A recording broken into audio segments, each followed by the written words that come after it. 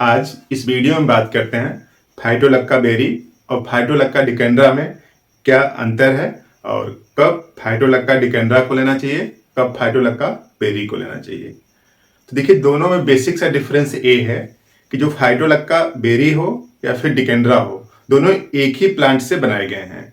Plant same है, बस उनकी कंपोजिशन डिफरेंट है इस तरह से कि जो फाइटोलक्का डिकेंड्रा है उसमें पूरा प्लांट लिया गया है, यानी रूट, स्टेम, लीफ और फल भी। और जो फाइटोलक्का बेरी है उसमें केवल फल यूज किया गया है, बेरी यूज किया गया है उसका। यानी यूं समझ लीजिए कि Phytolacca decandra prepared from stem, root, leaf and berries. Berry जब मेच्योर नहीं हुई तभी उसका पूरा प्लांट ही यूज कर लेते हैं। तो जो डिकेंड्रा है उसमें पूरे प्लांट का एक्सट्रैक्ट है और जो बेरी है वो केवल फल से बनाई गई है, स्पेशली फ्रॉम प्लांट बेरीज, यानी जो प्लांट का जो सबसे उच्चतम प्रोडक्ट है उसी से बनाया गया है। यूं समझ लीजिए कि फाइटोलक्का बेरी और फाइटोलक्का डिकेंड्रा में फंक्शनली डिफरेंस आ जाता है। क्यों? क्योंकि उनके जो कंटेंट हैं वो डिफरेंट टाइप के हैं। तो सिम्टम्स क्लियर कट अलग अलग हैं फाइटोलक्का बेरी के भी और फाइटोलक्का डिकेंड्रा के भी। तो अगर फाइटोलक्का डिकेंड्रा की बात करें तो glandular swelling with heat and inflammation, कहीं पे भी ग्लैंड की स्वेलिंग हो और स्वेलिंग के साथ साथ गर्म भी होगा, थोड़ा सा टेम्परेचर टच करेंगे थोड़ा गर्म भी आएगा और सूजन भी हो, किसी भी ग्लैंड में हो। और सबसे अधिकतर देखा जाता है जो महिलाओं की मेमोरी ग्लैंड होती हैं उसमें मैस्टाइटिस, यानी ब्रेस्ट में पेन हो रहा है, और एक्जिलरी ग्लैंड यानी जो हाथ होता है इस तरफ की जो ग्लैंड होती हैं उनको एक्जिलरी ग्लैंड बोलते हैं, वो भी बढ़ गए हैं, उसमें भी दर्द हो रहा है। तो tumours of breast with enlarge memory gland, जो ब्रेस्ट ट्यूमर या ब्रेस्ट में जो गांठ, हर एक गांठ कैंसर नहीं होती है, घबराने की बात नहीं है। तो जो ट्यूमर मीन्स आउटग्रोथ होती है, तो ग्रोथ हो गई है ब्रेस्ट में और उसके साथ साथ एक्जिलरी ग्लैंड में स्वेलिंग है।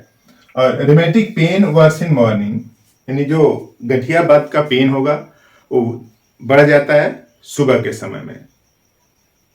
और इसकी जो मोडेलिटी है रस्टाक्स और ब्रायनिया के बीच की है, modality of Phytolacca in between Rhus tox and Bryonia, जिससे ब्रायनिया में मोशन से दिक्कत होने लगती है और रस्टाक्स में मोशन से आराम मिलता है। इन्हीं दोनों के बीच की स्टेट की है फाइटोलक्का।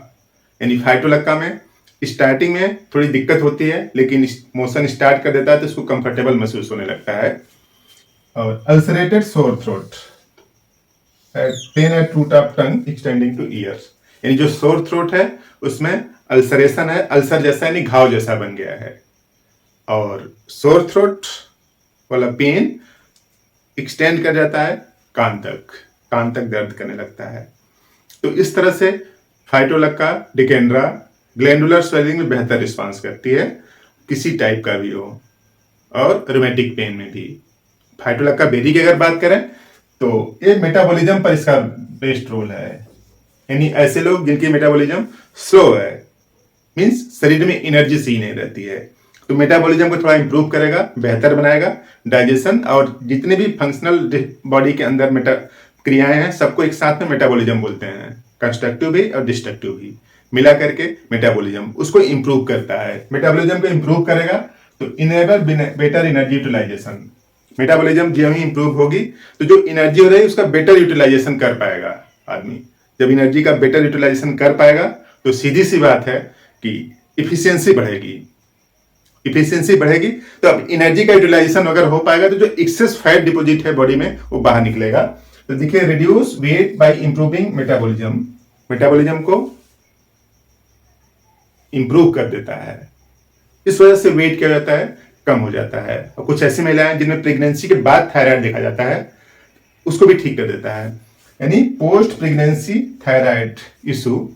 कई ऐसी महिलाएं होती हैं डिलीवरी के बाद देखा गया उनमें थायराइड जैसी समस्या आ सकती है, तो इन सब समस्याओं से निजात दिलाती है फाइटोलक्का बेरी। तो मेटाबॉलिज्म पर मेजर रोल फाइटोलक्का बेरी का है और पूरी शरीर पर यानी वेजिटेटिव प्रोसेस पर, जैसे मेमोरी ग्लैंड हो, चाहे सोर थ्रोट में अल्सरेशन हो, या फिर रोमेटिक पेन हो, जॉइंट्स का पेन हो, वेजिटेटिव स्फीयर पर काम करती है फाइटोलक्का डिकेंड्रा। इस तरह से दोनों में बेसिक सा डिफरेंस है, आप इसको समझ लें, बेहतर रिस्पांस आएगा इस मेडिसिन का। लेने का तरीका इस तरह से है कि चाहे फाइटोलक्का बेरी लें या फिर डिकेंड्रा, दोनों का मदर टिंचर लेना पड़ेगा स्टार्टिंग में। उसके बाद 30 to 100 पोटेंसी बढ़ाएं, एक महीने तक यूज करें मदर टिंचर, उसके बाद फिर यूज करें 30 पोटेंसी 200। तो इस तरह से फाइटोलक्का बेरी हो चाहे फाइटोलक्का डिकेंड्रा हो, 15 बूंद आधा कप पानी में घोल के 3 बार लें। तो इस तरह से दोनों के क्लियर कट सिम्टम्स अगर समझ लेते हैं तो इसका यूज करना में आसानी होगी और बेहतर रिजल्ट आएगा। इस तरह से काम की बात आपने समझा, बात पसंद आई तो इस वीडियो को लाइक करें, चैनल पर सब्सक्राइब कर लें और शेयर भी कर दें, कुछ लोगों की और इन्फॉर्मेशन बढ़े कि फाइटोलक्का और बेरी और डिकेंड्रा में बेसिक अंतर क्या है। आपने पूरा वीडियो देखा, थैंक यू।